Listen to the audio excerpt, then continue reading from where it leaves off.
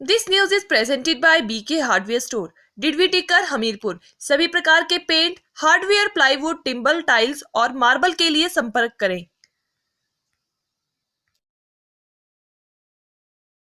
जीवन उत्साह न्यूज़ पर मैं रमेश शर्मा आप सब लोगों का बहुत बहुत स्वागत करता हूं।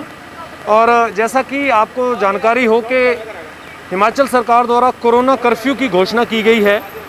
और ये कोरोना कर्फ्यू का जो मकसद है वो ये है कि अब जिस तरह से कोरोना महामारी के मामले बढ़ रहे हैं वो सबके लिए बड़ी चिंता का विषय है। किंतु सरकार के पास दो और बड़ी समस्याएं हैं कि इस कोरोना के साथ साथ में इकोनॉमी पे भी ध्यान देना है, लोगों के रोज़गार को भी देखना है और साथ साथ में इस तरह की व्यवस्था भी बनानी है कि हम सब लोग इस महामारी से भी लड़ सकें, लेकिन साथ साथ में जो हमारा जीवन है उसको भी हम चला सकें। सही बात है, कहीं ना कहीं सरकार को इस बात को सोचना ज़रूरी हो रहा है और इसको चलते लॉकडाउन की बजाय कोरोना कर्फ्यू का घोषणा किया गया है। तो लॉकडाउन और कोरोना कर्फ्यू में क्या फ़र्क है वो आप समझ ही गए होंगे कि कोरोना कर्फ्यू में धारा 144 के तहत काम किया गया है, जिसमें कि 4 या 4 से अधिक लोग एक जगह पर इकट्ठे नहीं हो सकते। अगर हैं भी तो सोशल डिस्टेंसिंग उनको बनानी पड़ेगी। आज महरे बाज़ार में मैं खड़ा हूं और मैं आपको दिखाना चाहता हूं यहाँ के हालात आज कैसे हैं। जिस बाज़ार में लगातार पिछले दिनों आप भीड़ देखते थे, दुकानों पे बहुत सारे लोगों का आना जाना रहता था, आज वहाँ पर केवल पुलिस और कुछ लोग खड़े हैं। मैं आपको दिखाना चाहूँगा, जैसे यहाँ पर अभी पुलिसकर्मी खड़े हैं। दुकानों में जैसे ज़रूरी दुकानें जो है, सब्जी की दुकानें हैं या फिर इस तरह से सामने सब्जी की दुकानें खुली हुई हैं, एक आध इधर हार्डवेयर की शॉप खुली हैं। इसी तरह से जो ज़रूरी सामान है, जो जिससे एक व्यक्ति का जीवन चलता है रोज़ का, सिर्फ वही दुकानें जो हैं वो खोलने की अनुमति दी गई है। ऑफिस सभी बंद हैं। अब एक बड़ा विषय जो मैं यहाँ रखना चाहता हूँ वो ये है कि देखिए, सरकार तो केवल आपके ऊपर बंदिशें लगा सकती है, किंतु इस महामारी के समय में अगर हम सब लोग अपनी जिम्मेवारी नहीं समझेंगे तो इस महामारी से कोई नहीं बचा सकता है। अपनी जिम्मेवारी में हमें क्या समझना है कि हम बेवजह घर से बाहर ना निकलें, सोशल डिस्टेंसिंग का पालन करें, मास्क का उपयोग लगातार करें। क्योंकि पिछले कुछ दिनों में आपने देखा होगा, लोग कई तरह के व्यंग्य भी करते थे कि कोरोना कुछ नहीं है, ये तो कोरोना रैलियों में होगा या यहाँ नहीं होगा, ये इस तरह की बातें बोलते रहते हैं। देखिए, हर चीज़ सही है, जायज़ है, किंतु जब तक आपकी ज़िंदगी है तब तक सब कुछ जायज़ है। जब आपकी ज़िंदगी नहीं है तो कोई भी चीज़ जायज़ नहीं है। और ये ज़रूरी नहीं है कि कोरोना महामारी किसी व्यक्ति को पर्टिकुलर ही आती है। जिस व्यक्ति के ऊपर आती है, जिसके परिवार में ये जाती है, उस व्यक्ति से पूछिए क्या मानसिकता होती है और किस तरह से उस व्यक्ति को, अपने परिवार को किस तरह से सेटिस्फाइड करना होता है, किस लिए उसको। मैं यहाँ पर जैसे कुछ लोग यहाँ पर घूम रहे हैं, मैं जैसे जनरली एक बात करना चाहता हूँ, यहाँ कुछ लोगों से बात कराऊँगा आपकी। कोरोना कर्फ्यू है लेकिन फिर भी लोग कहीं ना कहीं जा रहे हैं सर। अच्छा सर, कहाँ पर आज आपका जाना हो रहा है? मेरे को किस पर्पज से जाना चाहते हैं आप आज? आप वाटर सप्लाई के सैंपल ले रहे हैं ऑस्ट्रेलिया की तरफ से। अब मैं आपको बताना चाहूँगा कि देखिए, ये जो व्यक्ति हैं ये पर्टिकुलर एक हेल्थ से जुड़े हुए व्यक्ति हैं, तो इनका जाना ज़रूरी है। मैं जैसे यहाँ पर महिलाएं बैठी हैं हमारे बीच में, मैं इनसे भी बात करूँगा, इनसे मैं पूछूंगा कि आप लोग जा रहे हैं आज। अच्छा माता जी, आज आप लोग कहाँ जा रहे हैं? बैंक का जाओगे? बैंक में आए हैं। बैंक तो बंद है आज? नहीं, खुले? खुला। अच्छा, बैंक में आज आप आए थे, क्या कोई पेंशन वगैरह लेने आए थे इस तरह से? अच्छा, आप इनके साथ आए थे? हाँ जी, हाँ जी। कहाँ से आए हैं आप? ननावा से आए। ननावा से आए हैं। अच्छा जी, आप कहाँ से आए हैं? गाड़ी से आए हैं। हैं जी? गाड़ी से आए हैं। गाड़ी से। हाँ जी। अच्छा, आज यहाँ पर आने का दवाई लेनी थी मैंने। दवाई लेनी? हाँ जी, हाँ जी। तो इस तरह से पे मेरे बाजार बंद है। अच्छा, आपको पता नहीं था? ये नहीं पता पे मेरे, हमारे तो उधर किराने की दुकान भी खुली है और सब्जी भी की बोला नहीं बंद, पता नहीं था। किराने और सब्जी की दुकानें तो खुली हैं वैसे। तब वही सोचा मैंने, खुली होगी। तो जानकारी का भी थोड़ा अभाव मैं मान रहा हूँ यहाँ पर हो सकता है। देखिए, क्या है कि ये जो महामारी है इस समय पूरे विश्व के ऊपर बहुत बड़ा खतरा है लेकर बैठी हुई है। और अभी नौजवान लोग जो चले जा रहे हैं, अभी हाल ही में हमारे आसपास में बहुत सारे लोग ऐसे देखते देखते चले गए इस दुनिया से।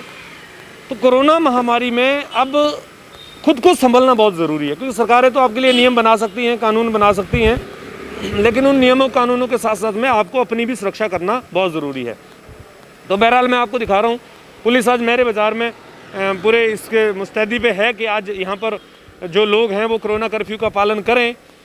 लेकिन यहाँ पर कुछ और भी यहाँ पर देखता हूँ, लोगों को समझना चाहेंगे कि लोग कहाँ जा रहे हैं, क्या रिक्वायरमेंट है, क्या उनका जाना वाकई इम्पोर्टेंट है। तो हमारे बीच में यहाँ पर एक युवा खड़े हैं, इनसे हम बात करेंगे। अच्छा बॉस, कहाँ से आप आए हैं? भाई मैं तो यहाँ से चला हूँ अभी तक। अभी यहाँ से चले हैं, कहाँ जाना आपने? उन्नाल शहर। उन्ना। तो किस पर्पज़ के लिए उन्ना जाएंगे आज? भाई मेरे घर ही उधर है। अच्छा, यहाँ पर कैसे आए थे आप? मैं तो यहाँ पर शॉप पे काम करता हूँ। अच्छा, यहाँ शॉप पे काम करते हैं, ठीक है। तो देखिए यहाँ पर जैसे ये छोटी छोटी चीज़ें जो हैं, ऐसी जाना आना भी ज़रूरी है। सरकारी बसें जो हैं वो बंद नहीं हैं, वो जा रही हैं, लेकिन यहाँ पर और भी लोग हैं, मैं थोड़ा सा इनसे भी बात करूँगा सब। आज आप कहाँ जाने का प्लान कर रहे हैं? चंडीगढ़ जा रहे हैं। चंडीगढ़ जा रहे हैं, किस पर्पज़ से? मतलब यहाँ से आप रहते ही हैं? हाँ जी। ठीक है। तो अब समस्या ये है कि लोगों को जाना भी ज़रूरी है, क्योंकि कहीं ना कहीं कोई ना कोई वजह, कोई ना कोई बातें तो हैं। तो कोरोना कर्फ्यू में जैसे हमारे बीच में बुज़ुर्ग भी हैं, मैं इनसे बात करूँगा। अंकल जी, आज आप कहाँ जा रहे हैं? बैंक में जा रहे हैं। क्या कर रहे, पेंशन लेने आए हैं आज? अच्छा, ऐसा नहीं हो सकता पेंशन क्या हम 1, 2, 4, 10 दिन बाद भी ले सकते हैं क्या? ले सकते हैं। तो क्या वजह आ जाने की? जरूरत है, पैसे की ज़रूरत है। तो ये भी देखिए एक विषय है कि पेंशन मिलती है बैंकों में, जबकि अब डिजिटल ज़माना हो गया है, तो पेंशन्स को भी मुझे लगता है अकाउंट्स में जाना चाहिए था। ऐसा वक्त आता होगा, आती होगी। तो यहाँ इनका आने का पर्पज़ क्या है? मैं एक बेसिक मुद्दों को यहाँ पर रख रहा हूँ कि कोरोना कर्फ्यू का मतलब क्या हम रोक पाएंगे कोरोना को इस तरह से?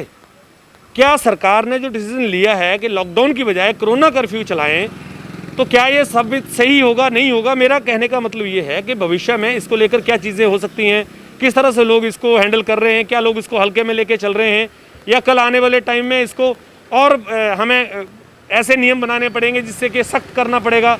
ये सब चीज़ें, जैसे आप आवाजाही देख रहे हैं बाइकों पे लोगों की है। हाँ, ये बात अलग है कि लोग दुकानों पे नहीं आ रहे हैं राशन वगैरह लेने के लिए, लेकिन जैसे सब्जी की दुकानों पे आ रहे हैं।